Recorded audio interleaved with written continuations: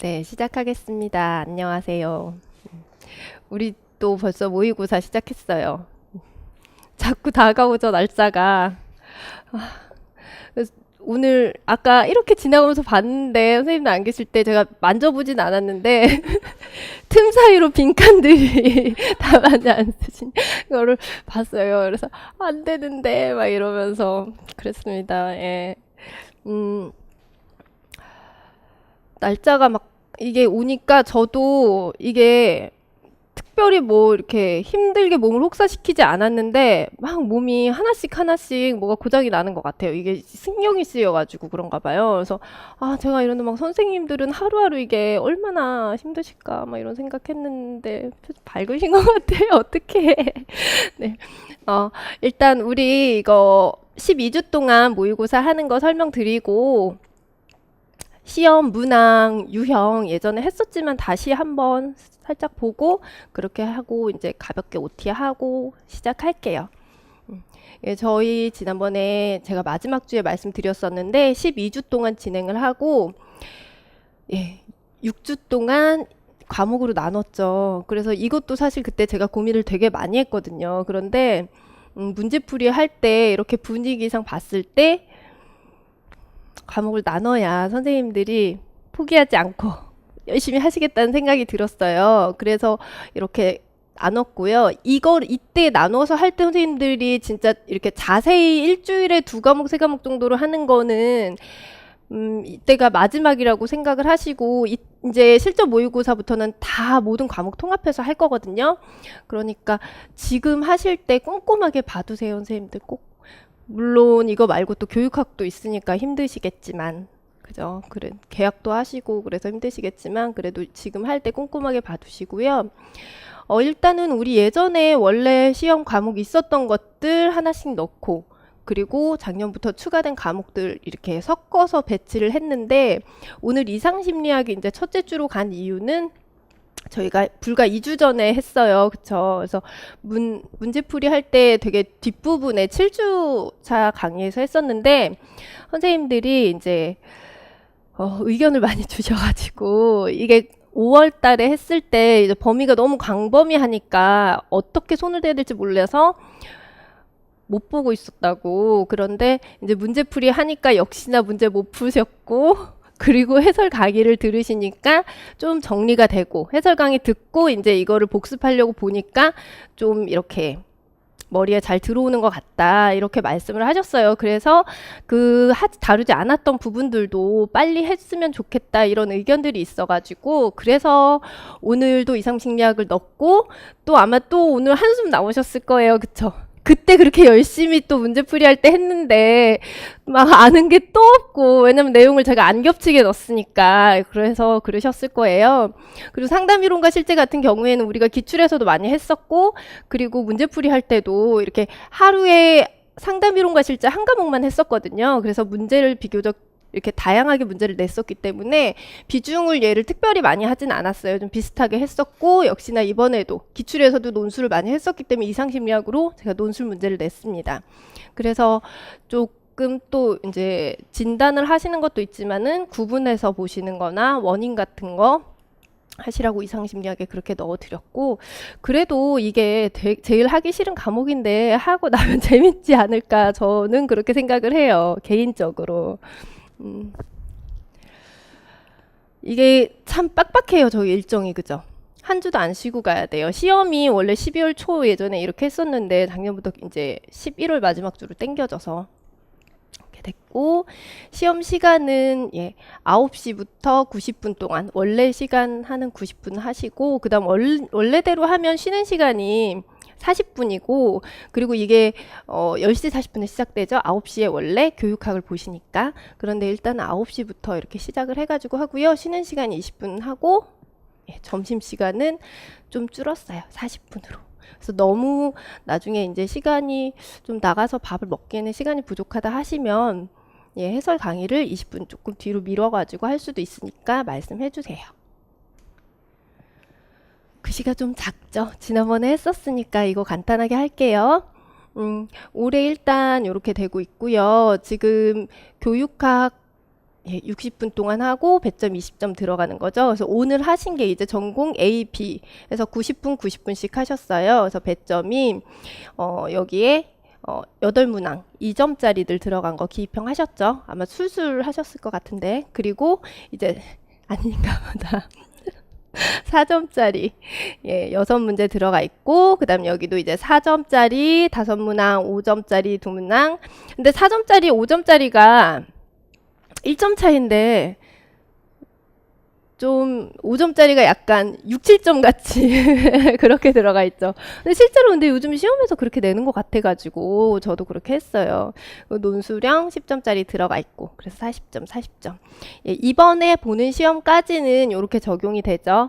그리고 내년에 이제 바뀌는 거는 지난번 설명드렸고 일단은 지금 하는 거는 올해 보는 걸로 할게요. 그리고 이제 뭐 상담도 실기처럼 뭐 다른 것을 대체한다 이런 이야기가 있으나 그것도 일단 올해는 아니니까 그런 것도 정확한 발표가 나고 하면 내년 거 다시 할 때 그때 말씀을 드리겠습니다. 네.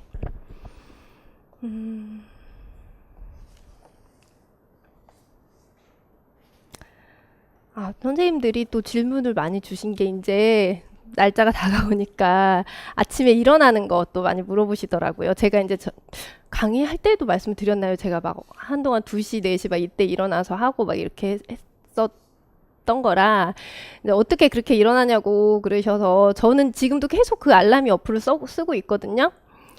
근데 생각해보면 제가 예전에 이제 시험 준비를 할 때는 저는 이제 집 옆에 독서실이 2시까지였어요.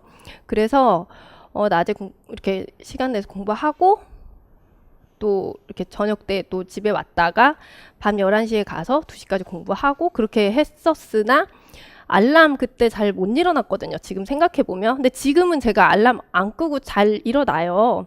그래서 이렇게 생각해 보면 선생님들이 저도 그 수험생 경험을 했고 주변에 계신 선생님들도 봤고 그랬을 때 되게 간절하신 게 맞는데 그걸로 따지면은 제가 선생님들보다 더 막 어떻게 보면은 막 이게 간절해야 그렇게 할 것 같잖아요. 근데 내가 선생님들보다 더 간절한 건가?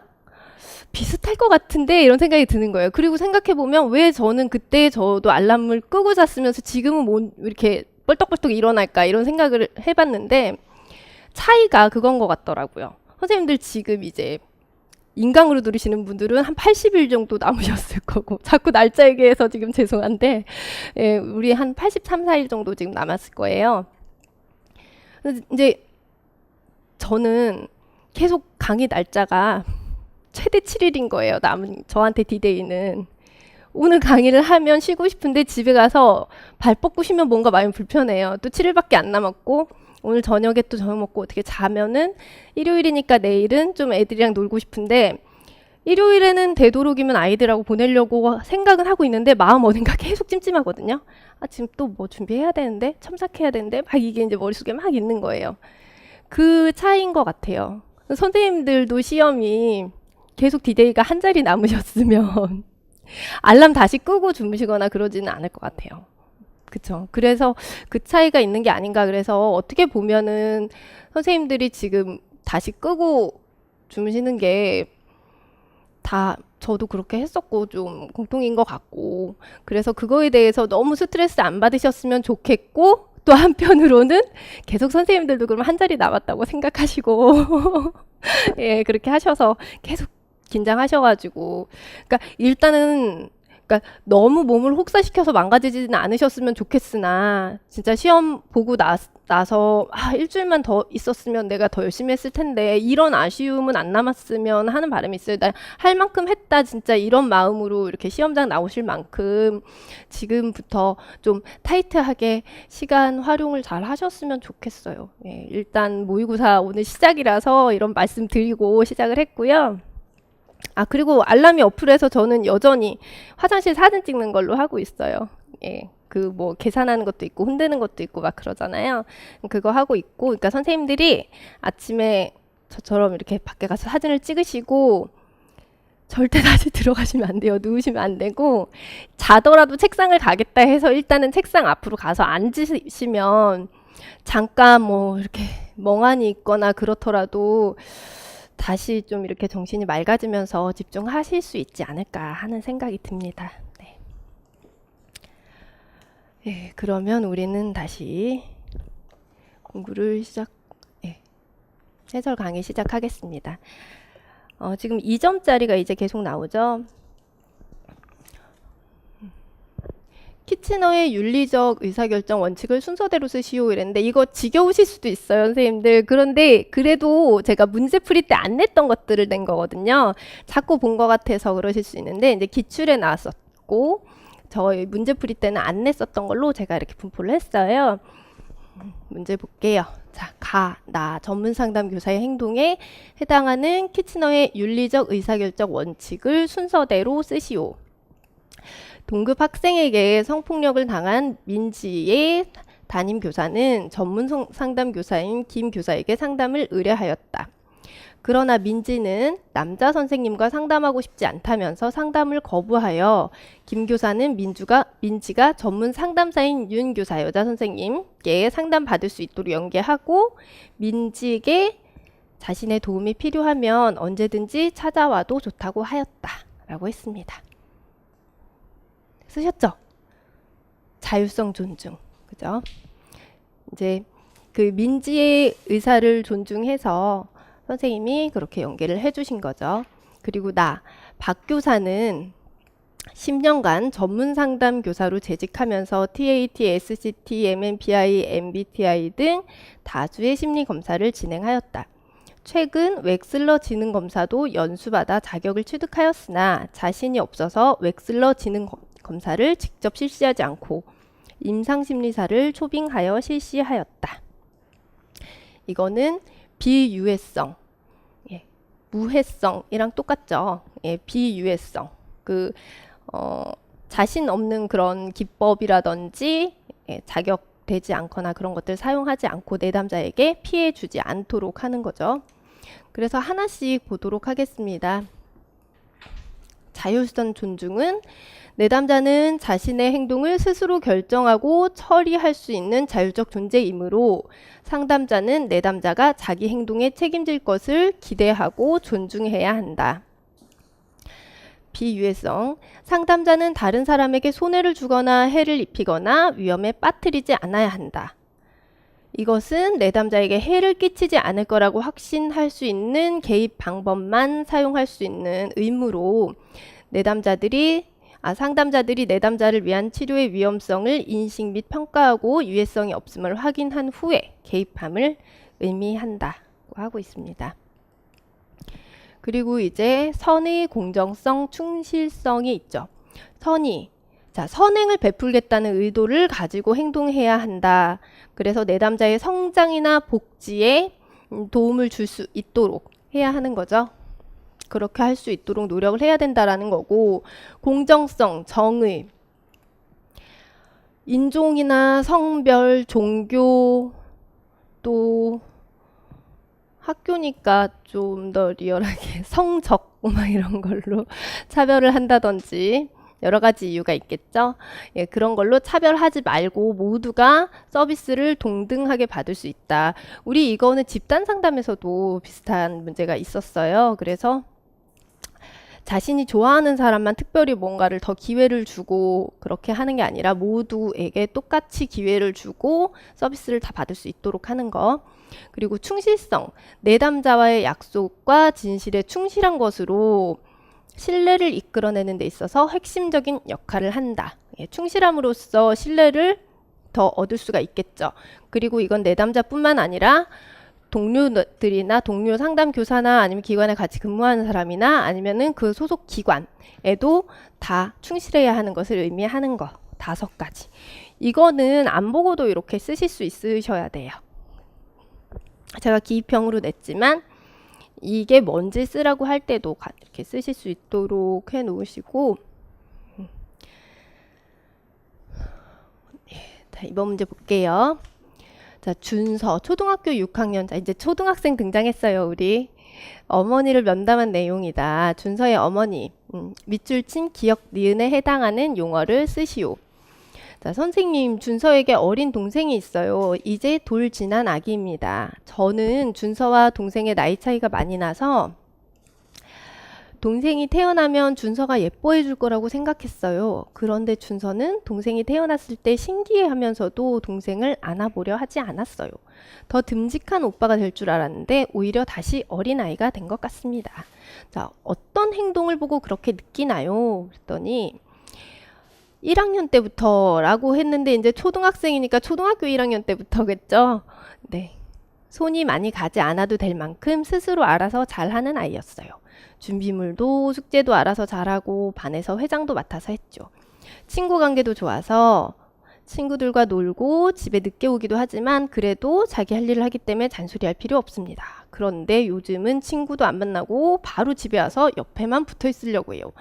반찬 투정도 하고 숙제 봐달라고 하고 재워달라고 하면서 평소에 안 하던 행동을 합니다. 이랬습니다.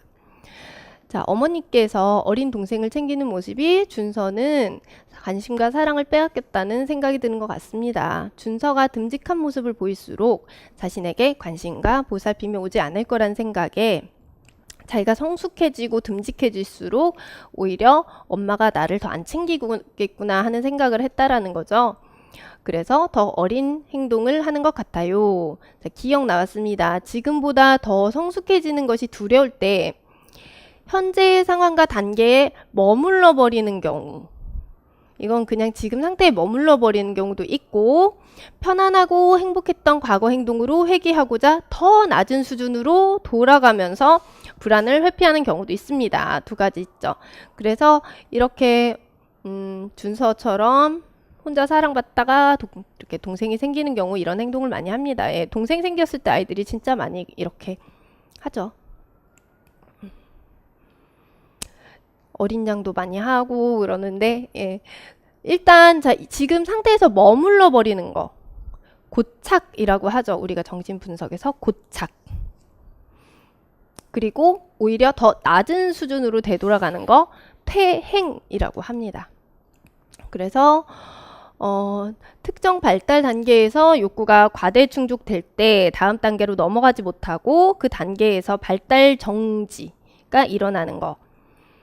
그러니까 고착이랑 퇴행이 우리 교재에서 그 심리성적 발달 단계에도 있고 방어 기제에도 들어가 있어요. 그래서 여기 윗줄에 있는 것들은 제가 심리성적 발달 단계에 표에 있는 거 반복 강박과 함께 표에 있는 내용을 넣은 거고, 요거는 2번으로 되어 있는 거는 이제 방어 기제에 들어가 있는 내용인데 어차피 같은 의미입니다. 자, 그래서 예, 여기도 내용 그대로 들어가 있고요. 여기에서는 이제 퇴행할 때 보통 일반적으로 이전의 발달 단계보다 후퇴하는 현상인데 고착됐던 단계로 퇴행하는 게 일반적이다 이렇게 얘기를 하고 있는데 이게 이 내용이 그렇게 중요하진 않아요. 그래서 일단 퇴행은 이전의 발달 단계보다 후퇴하는 현상이고, 예, 그 다음에 편하고 행복했던 과거로 회귀하려는 더 낮은 수준의 생각, 감정, 행동을 보이는 것이다. 이러한 것들을 위주로 외우시면 됩니다. 3번은 제가 예전에 이거 이야기로 강의할 때 해드렸었어요. 실제로 이런 일이 있었다고 교류 분석할 때 스트로크 하면서 잠깐 얘기해드렸었습니다. 네. 네, 그래서 자세하게 썼어요. 네, 어차피 새로운 느낌으로 보시겠지 그러면서. 근데 이제 그 영화 세컨드 찬스라는 영화에 제작된 거라고 해서 사실 기사도 많이 있고 그래요. 그런데 이 영화를 제가 찾지를 못하겠어요. 네, 정말 보고 싶은데 같은 제목은 많은데 제 검색 능력으로는 제가 예전에 교류 분석할 때도 이 영화를 좀 이렇게 보면서 말씀을 드리고 싶었고 이번에도 그랬는데 결국 검색 실패. 선생님 바로 찾으시려고. 예, 이 영화가 많이 있어요. 똑같은 건 많은데 이 내용이 된 거는 못 찾겠더라고요. 근데 기사는 많이 있거든요. 그래서 기사에 있는 것을 토대로 해가지고 한 거예요. 그래서 실제 있던 이야기를 영화로 만든 거고, 이제 스잔이 아버지와 병원에 이제 22개월 때 왔어요. 정상 발육 상태면은 22개월이면 보통 아이들이 돌 전후로 거르니까 잘 걷고 말도 어느 정도 할 수 있는 나이인데 6.75kg 이러면 여기에서도 이렇게 뭐 신장 이 정도면은 체중은 5개월, 신장 10개월에 불과했다 이렇게 돼 있잖아요. 제가 첫째 아이가 2kg밖에 안 됐었거든요, 날 때. 그러니까 체중으로는 이제 미숙아로 되는데 한 달도 안 돼서 4kg 되고 금방 이렇게 늘더라고요. 예, 그래서 이 정도가 지금 22개월이라면은 정말 작은 거거든요. 선생님들이 아직 이제 아기에 대해서 감이 없으실 것 같은데 여기 그래서 이제 이 정도 개월에 불과했다라고 써 있는 거예요. 걷지도 못하고 22개월이 그러면 걷지도 못하고 이러면은 우리가 딱 봐도 어디 발달에 불편한 데가 있나 이런 생각이 들 수 있는 정도예요. 말도 잘 못하고. 그리고 사람들 가까이 오면 울어버리고 만지는 것도 싫어하고. 그런데 검사상에는 이상이 없었어요. 그래서 의학적으로는 이게 그 발육부진에 대한 원인을 찾지 못했고, 그러다가 병원 관계자가 보니까 이 어린 애기를 부모들이 안 오는 거죠. 병원에 3주씩이나 입원해 있는데 면회를 안 하고, 그래서 부모를 관계자가 만나러 갔고 그랬는데 이렇게 원하지 않는 이렇게 아이를 갖게 됐고 굉장히 귀찮아하고 그런 상태인 거죠. 그래서 엄마가 22개월이 뭘 반항하고 말 게 뭐 있어요, 그죠? 정말 적대적 반항장애, 품행장애 아이를 좀 이렇게 같이 있으셔야 되나 이분이? 우리 애는 반항적이라 안아주는 것도 싫어해요. 안아주지도 않고 이런 말 하는 거죠. 놔두는 걸 좋아하고 사실 난 우리 애가 싫어요. 더 보살필 자신 없어요. 라고 말을 했습니다. 자, 면담 결과를 토대로 해서 이런 증후군 결론은 내렸고, 뭐 모성 결핍 증후군 이거는 지금 우리 하는 거랑 중요한 건 아니죠. 자, 중요한 거는 여기에서 무엇이 결핍되어서 이렇게 되었는지를 이제 보는 거죠. 그래서 사실 그러니까 애정 결핍과 관련이 있기는 하죠. 그래서 의사들은 전담 간호사를 배정해서 대리모 역할을 해서 하루 6시간 동안 눈 마주치고 안아주고 계속 땡땡땡땡을 주고받고. 쓰셨죠? 스트로크를 계속해서 주었다. 수주일이 지난 후 수자는 더 이상 사람들이 가까이 다가가는 것을 싫어하지 않게 됐고 반응도 좋아지고 신장, 체중도 늘었고 점점 좋아져서 몇 달 후에는 의사표현도 할 수 없었던 아이가 혼자 병원을 걸어서 나오게 되면서 영화는 끝난다 라고 써 있었어요. 네. 예, 실제로 이렇게 있었다고 해요. 이런 일이. 그래서 답은 스트로크였고, 그러니까 스트로크 기아 상태에 빠진다라고 하거든요. 우리 그 표현도 교재에도 나와 있죠. 그래서 스트로크가 부정적인 것도 있고 긍정적인 것도 있지만 스트로크가 없는 것보다는 그래도 부정적인 스트로크가 그나마 없는 것보다 낫다. 이렇게 보고 있죠. 그래서 다시 우리 스트로크에 대해서 다시 보겠습니다. 네. 자, 스트로크 어루만지다, 문지르다 이런 뜻을 포함해서 인정하기 위한 타인의 존재를 인정하기 위한 일체 행위로 해석하고 있습니다. 그래서 스트로크 그럼 보통 우리가 신체 접촉 이런 것만 생각을 하고 있지만 우리가 보면서 인사를 하는 것도 이런 표정이나 태도, 언어 이러한 것들도 같이 여기에 들어간다고 보시면 돼요. 그래서 어릴 때는 쓰다듬어 주거나 어루만져 주는 직접적인 피부 접촉을 통해서 긍정적인 반응을 행하면서 존재를 확인하게 되고 이게 결핍되면 심각한 문제가 발생한다. 인간 만남은 스트로크의 연속되는 교환으로 이루어지기 때문에 인간 성장이나 문제 해결을 위한 상담 내용은 스트로크 분석으로 이해될 수 있다. 그래서 교류 분석에서 굉장히 이것도 중요하게 보는 부분이에요. 긍정적 스트로크는 애정과 승인의 형태로 수락하는 언어나 친밀한 몸짓으로 표현되며 이러한 스트로크는 성장을 촉진시키는 촉매의 역할을 한다. 반면 부정적 스트로크는 성장을 후퇴시키고 아동 왜소화시키고 무안주고 조롱하면서 존엄성을 짓밟는다. 그런데 없는 것보다는 낫다라고 하고 있습니다. 그래서 인간의 다양한 총체적 욕구가 있죠. 이러한 욕구들도 다 스트로크랑 연관이 되어 있죠. 이런 것을 이제 교류 분석에서는 인간의 이 총체적 욕구를 인간의 욕구라고 칭하고 스트로크의 욕구라고 하기도 합니다. 그래서 스트로크가 충족되지 못할 때 스트로크의 기아 현상이 나타난다 라고 하는 게 아까 그 아이처럼 그런 현상이 나타날 수 있다라는 겁니다.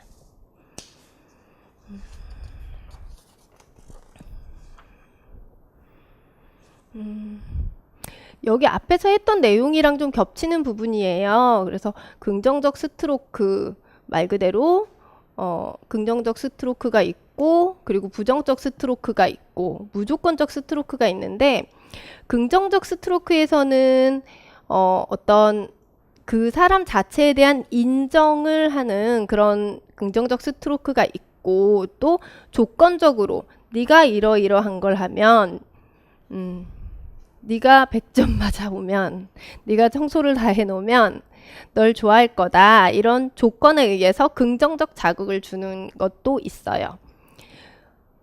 그리고 부정적 스트로크도 있고 그런데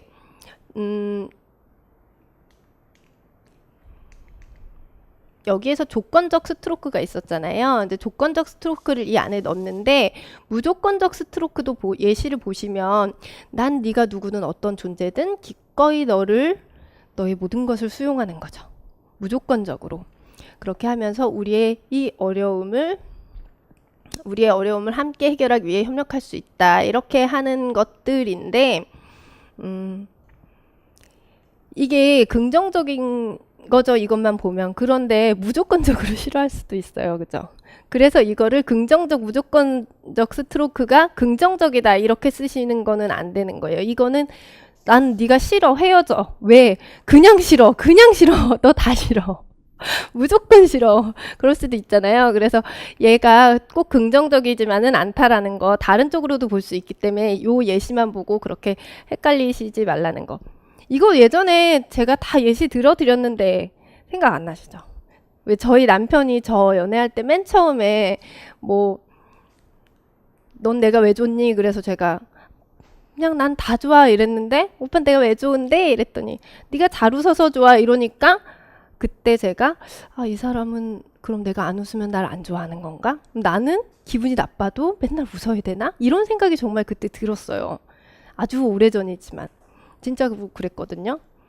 그래서 좀 서운한 것도 왠지 표현하면 안 될 것 같고 그럼 나 싫어하려나? 그러니까 굉장히 조건적인 것과 무조건적인 것의 차이는 있는 거거든요. 그래서 그때도 똑같은 예시 이거 들어드리고 그랬었습니다. 네, 좀 기억나는 것 같죠? 네. 다음 4번 차별 강화에 대한 이야기 문제죠. 그 최근 기출에서 나왔던 거는 그냥 차별 강화였고 저는 이제 하위 유형을 순서대로 쓰라고 했어요. 학생이 결석을 많이 하니까 선생님들이 이제 이야기를 하는 거죠. 자, 사실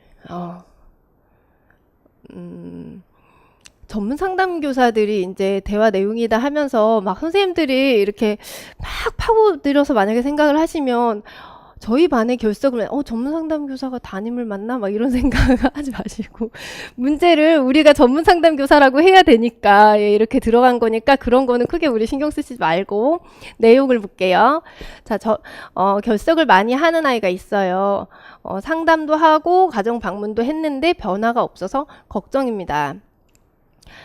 저도 작년에 그런 아이가 있었어요. 면담도 하고 밥도 사주고 화도 내보고 여러 가지를 했으나 효과를 보지 못했어요. 그러다가 가정 방문을 했는데 학부모님이 학생에게 사소한 일에도 엄하게 화를 내시는 걸 보았어요.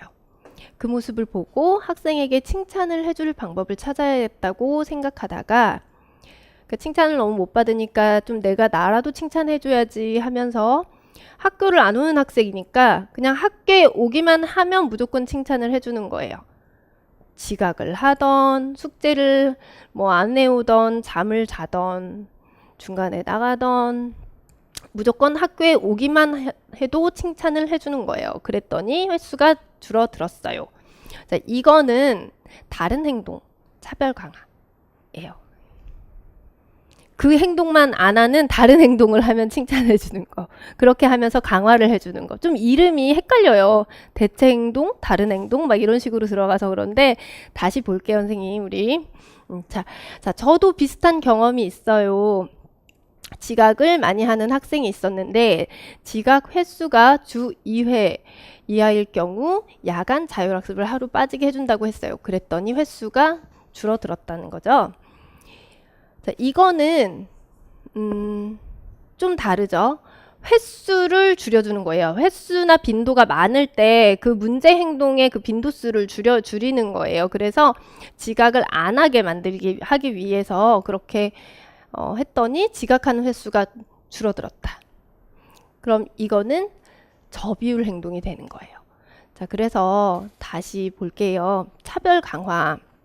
자, 일단 차별 강화라는 거는 행동의 빈도수를 늘리기 위해서 하고 있는 행동 중에서 표적 행동을 정해서 그거를 선택적으로 강화하는 방법. 대체 행동 차별 강화.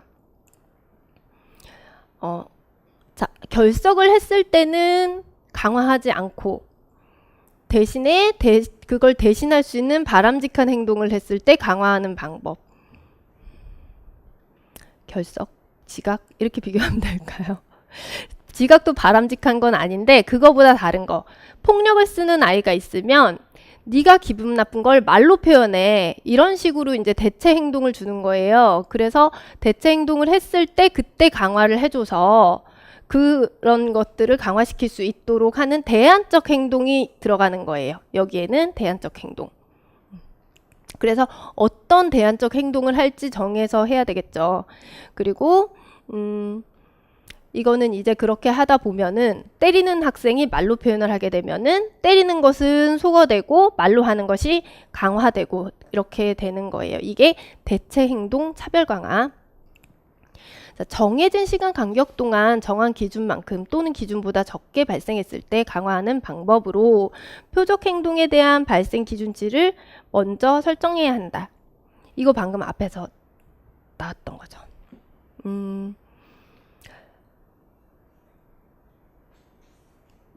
자, 기준만큼, 그러니까 이거는 뭐랄까요? 자, 발생 빈도가 지나치게 높아서 문제되는 경우, 우리 사례에서 지각을 너무 많이 해서 네가 매일 주 5일 등교 주 5일 지각하는 거를 2회로 지각이 2회로 줄어드는 거면은 내가 어떤 칭찬을 해주는 거나 하는 식으로 이제 강화를 하는 건데,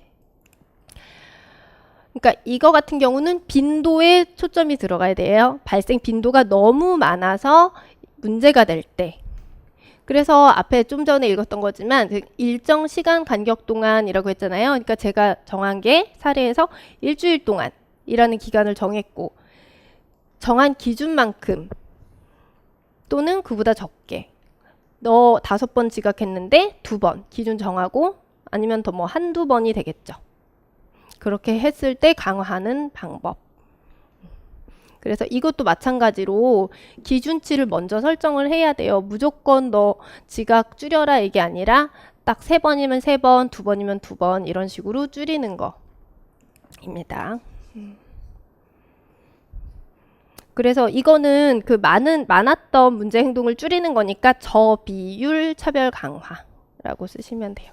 아, 이거 쓰는 것도 제가 시간 걸리고 그래서 안 쓰려고 했는데 선생님들이 또 쓰면서 하신 게 이렇게 복습할 때 보니까 쓰면서 한 게 더 기억에 남는 것 같아요. 또 이렇게 말씀하시더라고요. 그래서 제가 그때 시간 줄이려고 빈칸 하다가 또 없앴는데 다시 하겠습니다.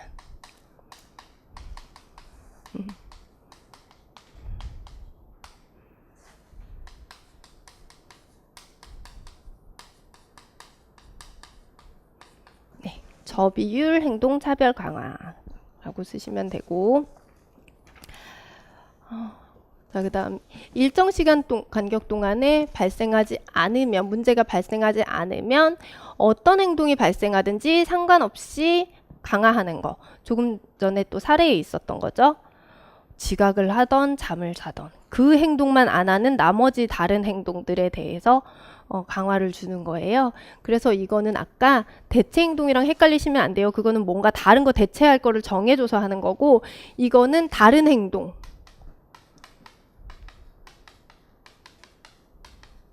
네, 타 행동 이렇게 쓰셔도 무방하고요. 다른 행동, 차별 강화.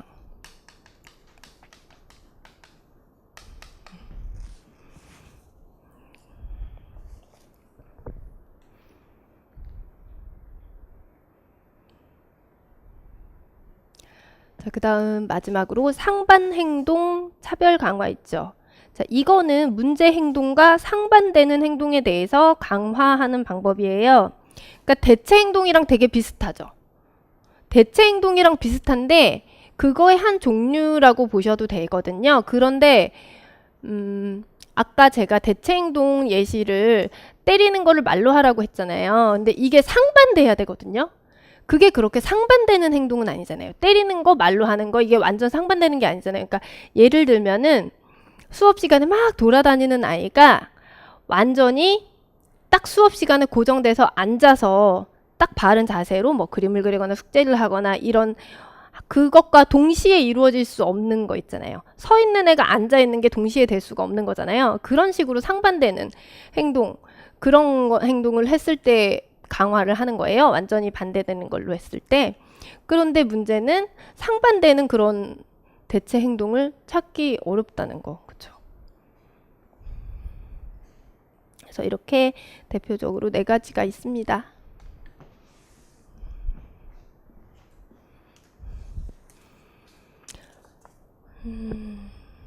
다음은 재성이와 전문상담교사의 대화 내용이다. 현실주의 상담에 근거하여 전문상담교사가 사용한 기법의 명칭을 쓰시오. 학교를 그만두는 이유가 어머니가 그렇게 하라고 했기 때문이라고 하는데 다른 이유는 없는 거니? 네, 다른 이유는 없어요. 제가 아침에 일어나기 피곤하다고 했더니 엄마가 가지 말래요. 너는 그러면 엄마가 시키는 대로 다른 것도 다 하니? 이렇게 물어본 거죠. 그랬더니 아, 그런 건 아닌데요. 그러면 다른 거는 엄마가 시키는 대로 안 하면서 자퇴하는 건 엄마가 시키는 대로 하겠다는 거야? 이렇게 물어보는 거죠.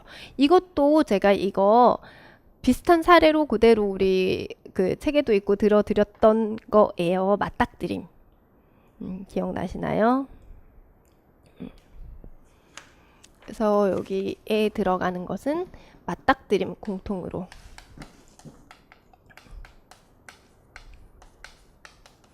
자, 맞닥뜨림은 상담자가 내담자의 모순, 일관성이 없는 행동이나 말을 지적하는 것.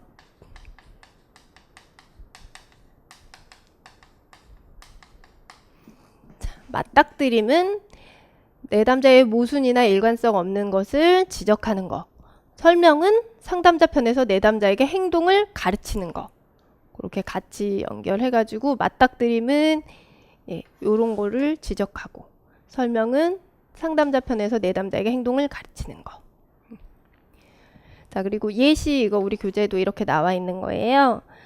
학교 그만두는 거 우리 방금 사례에 나왔던 거고요. 여기 밑줄에 쓰는 거는 자신의 책임감을 인식시킨다는 거. 자, 책임을 회피하려고 할 때 자신의 책임감을 인식시킴.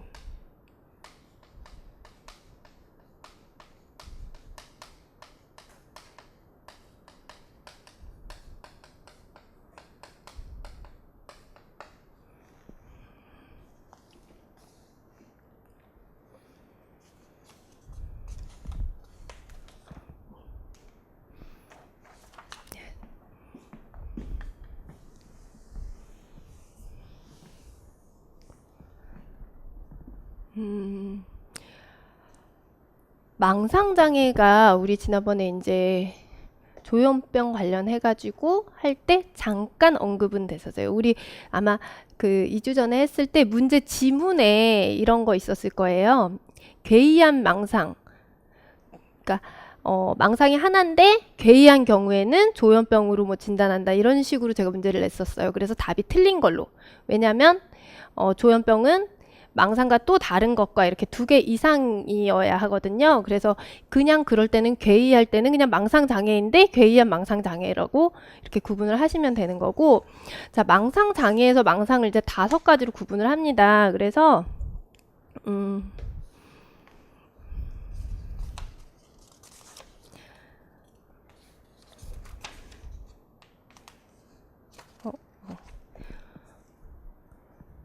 네, 색정형과 제가 좀 과대형, 질투형, 피해형, 신체형, 혼합형 이렇게 구분이 되거든요. 그래서 색정형은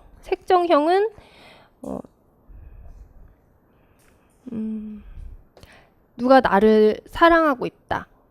예, 이런 망상이 있는 거예요. 근데 이제 이게 우리가 생각하는 공주병, 왕자병 이런 게 아니고 진짜 실제로 연예인이 자기를 사랑하고 있다. 뭐 아이돌 가수 누가 막 나를 막 스토커처럼 하고 있다. 지금 내 주변에서 몰래 따라다닌다. 막 이런 식으로 해서 소송도 걸리고 그러거든요. 실제로.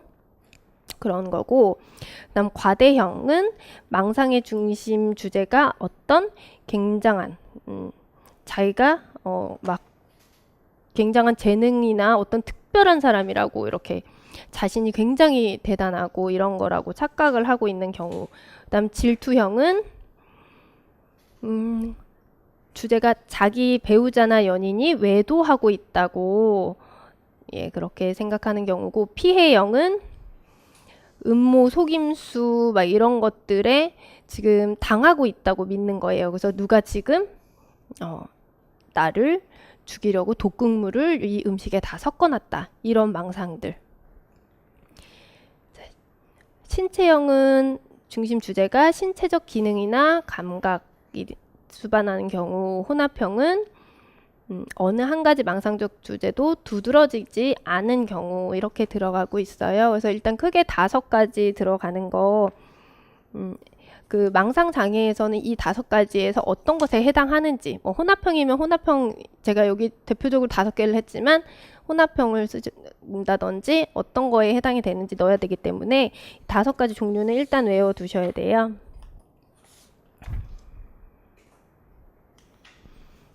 망상장애 진단 기준을 좀 자세하게 보시면 1개월 이상의 지속 기간을 가진 한 가지 또는 그 이상의 망상이 존재한다. 자, 그리고 B에 들어가는 거는요, 조현병. 조현병의 진단 기준 A에 맞지 않다. 라는 거예요. 그쵸? 진단 기준 A가 뭐였냐면 우리 그 조현병 스펙트럼 장애 할 때 중요한 거 5가지 있다면서 제가 이제 그 문제로 지난번에 냈던 거예요. 그래서 진단 기준에 주로 들어가 있는 것들, 첫 번째가 망상, 환각, 혼란스러운 언어, 이 3가지 중요하고, 그 다음에 긴장증 동반하는 그런 것들, 그리고 음성 증상 같이 있는 거. 그래서 조현병 같은 경우에는 이 5가지 중에서 2가지 이상이 들어가야 되는데, 첫 번째, 두 번째, 세 번째 망상, 환각, 혼란스러운 언어, 이런 것들 중에서 하나가 껴있고 그 밖에 또 다른 것들이 또 들어가 있어야 되고, 이 조건이 이제 진단 기준 A예요. 그래서 여기에 맞지 않는다. 환각이 있다면은 그게 그렇게 뚜렷한 게 아니고 망상의 주제와 연관된다라고 되어 있어요. 그러니까 지금 벌레가 우글거린다는 게 망상이잖아요. 그리고 이게 꼬이는 감각, 이게 그러니까 환각이 될 수 있는데, 이 환각으로 지금 이게 뚜렷하게 이게 중요한 게 아니라 망상 때문에 이런 게 느껴지는 거기 때문에 이거는 조현병이라고 볼 수가 없는 거예요. 이런 경우에는 벌레가 우글거리는 망상에 초점을 둬서 망상장애가 되는 거예요.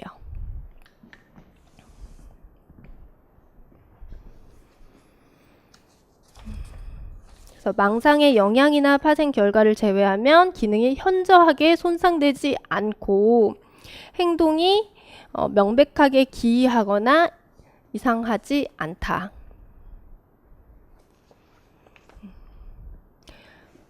조증이나 주요 우울사파가 일어나는 경우 이들은 망상의 지속기간에 비해서 상대적으로 짧고 장애가 물질의 생리적 효과나 다른 것으로 인한 게 아니고 다른 것으로 잘 설명되지 않는다. 보통 일반 장애에 다 들어가 있는 내용들이죠. 이렇게 들어가 있어요. 그래서 일단은 중요한 부분은 여기 첫 번째, 두 번째 보시면 됩니다. 그리고 일단 C도 같이 보시면 되는 게 조현병이랑 비교했을 때 그런 진단 기준 같은 것도 다른 것들이 있지만은 기능이 현저하게 손상되지 않고 있다라는 거는 조현병보다 훨씬 나은 거죠.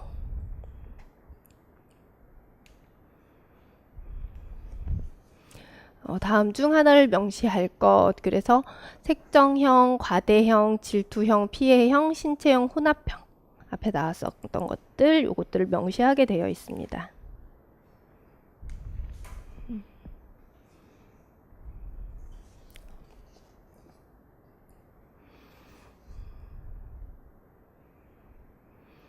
심각도도 명시하는데 심각도는 0에서 4까지 해요. 그래서 지난 일주일, 지난 7일 그러니까 현재 심각도를 기준으로 해요. 근데 현재 심각도라는 것이 지난 7일을 기준으로 해서 좀 심했던 상태가 0에서 4, 0은 없는 거, 4가 심한 거. 그래서 5단계로 나눠 있죠. 그래서 이렇게 척도로 구분을 해가지고 지난 7일 동안에 현재의 심각도가 어느 정도였는지 현재의 심각도를 같이 명시합니다.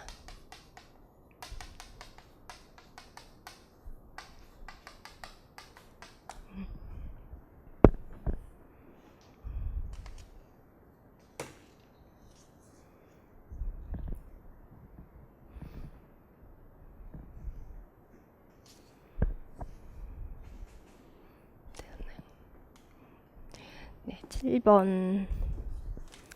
자, 다음은 전문 상담교사가 여진이 어머니와 상담한 내용이다. 자, 상담 내용을 토대로 정신질환의 진단 및 통계편람 제5판이라고 제가 계속 쓰다가 나중에는 이게 너무 명칭이 길어서 그쵸. 그냥 DSM이라고 할게요. 자, 가장 근접한 진단명을 쓰시오. 여진이가 어제부터 말도 안 하고 친구들과 어울리지도 않아요. 여진이와 친한 친구들에게 물어보니 어제 오늘 무슨 일이 있었는지 말도 안 하고 밥도 안 먹었다고 하더라고요. 수업 시간에 멍하게 있었는데 눈이 부어 있었고 무슨 일이 있는 것 같은데 말을 하지 않으니까 걱정돼서 선생님이 엄마를 오시라고 한 거죠. 자, 그래서 엄마가 집에서도 그래요. 그 이유가 중학교 때부터 친했던 친구가 있었는데 그 친구랑 이제 고등학교 때 서로 다른 학교를 가게 됐고 근데 그 친구가 연락도 잘 안 된다고 생각을 했는데 서로 이제 다른 학교 간 거죠. 그 친구 이제 같은 학교 친구들이랑 친해졌다. 그래서 그걸로 다투기도 했고 그 뒤로 밥도 안 먹고 잠도 못 자고 있어요. 몇 시간 울고 말겠지 했는데 이틀이 지나도 계속 밥도 굶고 울고만 있으니까 이제 많이 걱정이 됩니다. 라는 내용이죠. 근데 참 이게 예시를 들기가 좀 애매했어요. 좀 어떤 학생 입장에서 이게 스트레스를 받을 수 있고 신경이 쓸 수 있는 사건이긴 한데 그런 사건이 있음에도 현저하게 더 심하다라는 생각이 들어야 하는 거거든요. 그래서 이제 뭐 밥도 안 먹고 이랬는데 또 이게 또 이 민감한 학생들은 이게 맞는 건가 이런 생각도 들고 근데 실제로 제가 학교 상담할 때 남학생도 이러는 거를 제가 상담을 했었기 때문에 진짜 여자친구랑 헤어졌다는 얘기를 하는 줄 알았다니까요, 저는. 근데 같은 반 남학생인데 자기가 손잡아도 손을 뺀다 그러고 막 이러면서 진짜 막 밥도 못 먹고 잠도 못 자고 그렇게 상담을 했던 학생이 있었어요. 자, 이거 같은 경우에는 지금 그 적응 실패가 되는 거예요. 그래서 주요한 생활 사건에 대한 적응 실패로 나타나는 정서적 또는 행동적 증상. 그래서 적응 장애입니다. 진단명은 적응 장애.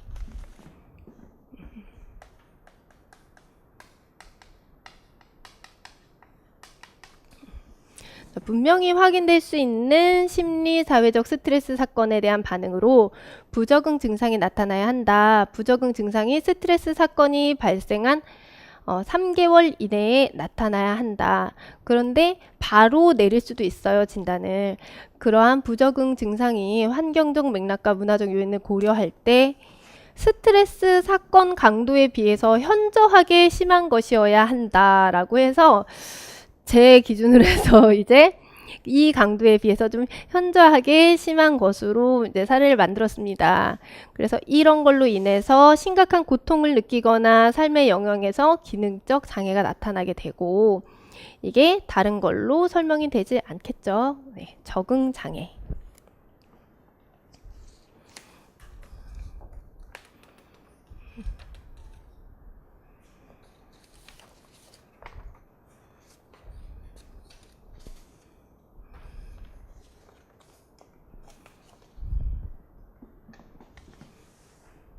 적응 장애를 유발하는 사건은 주요한 생활 사건이며 생활 사건을 당면하게 되면 누구나 스트레스를 느끼게 되지만 나름대로 변화에 적응을 하게 되는데 그렇게 하지 못하고 문화적 맥락을 고려한다 해도 분명하게 과도하게 부적응적인 행동을 나타날 때 이렇게 하게 됩니다.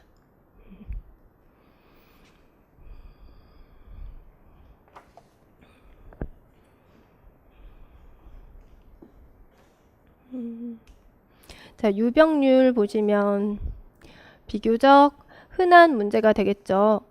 사실 이런 걸로 이렇게 뭐 우리가 정신장애라고 이렇게 하기에는 정말 많은 사람들에게 내려질 수 있는 거죠. 그래서 유병률 꽤 높은 편이고요.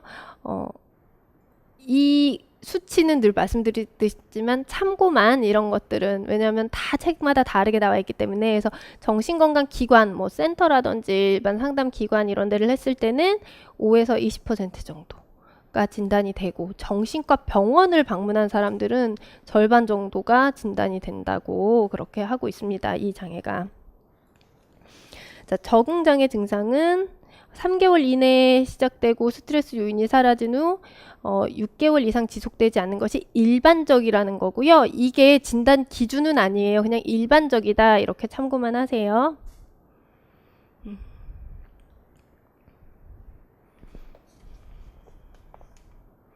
자, 원인.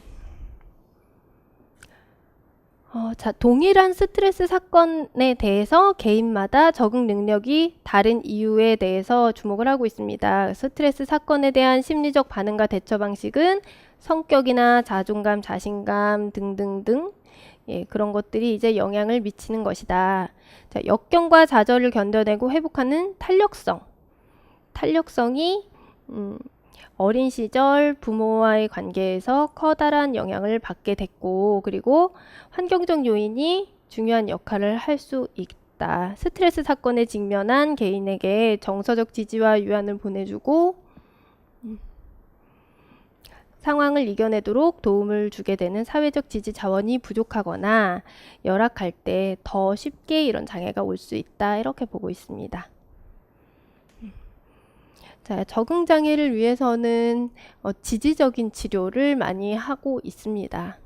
그래서 좀 고통이나 충격 같은 것들 공감해주고 지지해주고 그리고 대처 행동 같은 것들 효과적으로 할 수 있도록 초점을 맞추고 있습니다.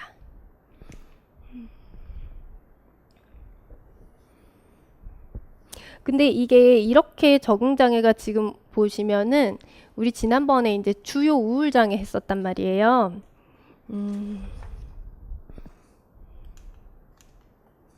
자, 우리 지난번에 했었던 주요 우울 장애거든요.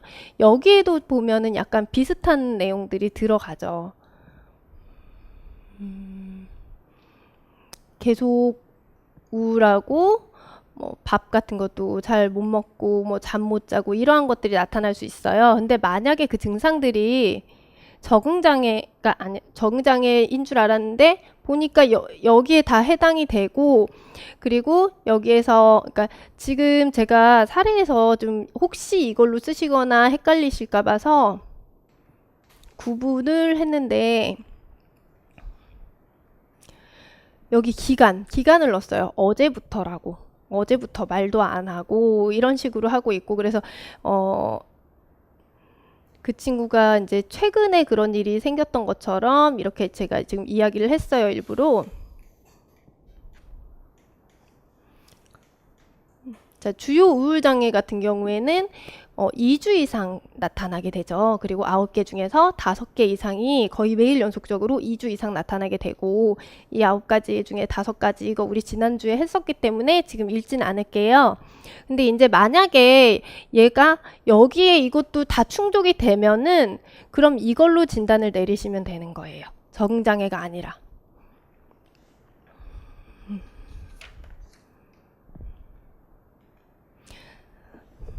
자, 그리고 이제 헷갈리실까봐 외상후 스트레스도 넣었어요. 외상후 스트레스도 우리 지난번에 같이 봤었거든요.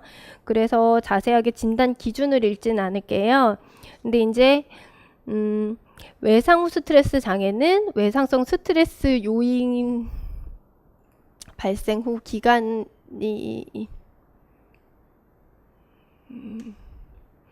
여기 있죠. 3일 이상 1개월 이내로 들어가 있죠. 그래서 어제부터 막 이런 식으로 제가 일부러 막 넣은 거거든요. 얘가 급성 스트레스 장애는 급성으로 짧게, 급하게 3일 이상 1개월 이내예요. 그런데 아까 했던 적응장애 같은 경우는 바로 진단 내릴 수가 있어요. 그래서 그것도 이제 뭐 급성이냐 6개월이 뭐 되는 지속성이냐 이렇게 구분을 할 수도 있고 어쨌거나 급성 스트레스 장애에서는 기간상으로 차이가 있습니다. 기간상으로도 있고 그다음 외상후 스트레스 장애 같은 경우에는 네, 기간이 이거는 최소한 한 달 될 때까지는 진단을 내릴 수가 없어요. 그래서 일단 그 기간만으로 해도 구분을 이렇게 헷갈리시지 말라고. 왜냐면 또 지난번에 했었던 걸로 쓰시게 될 거 아니에요, 선생님들이. 그래서 주요 우울장애나 막 PTSD나 이런 것들로 쓰시게 될까 봐서 그러니까 좀 달라요. 내용도 많이 다르기도 한데 일단 기간적으로도 많이 구분을 해 놓으시면은 이렇게 피해 갈 수 있어요, 오답들을.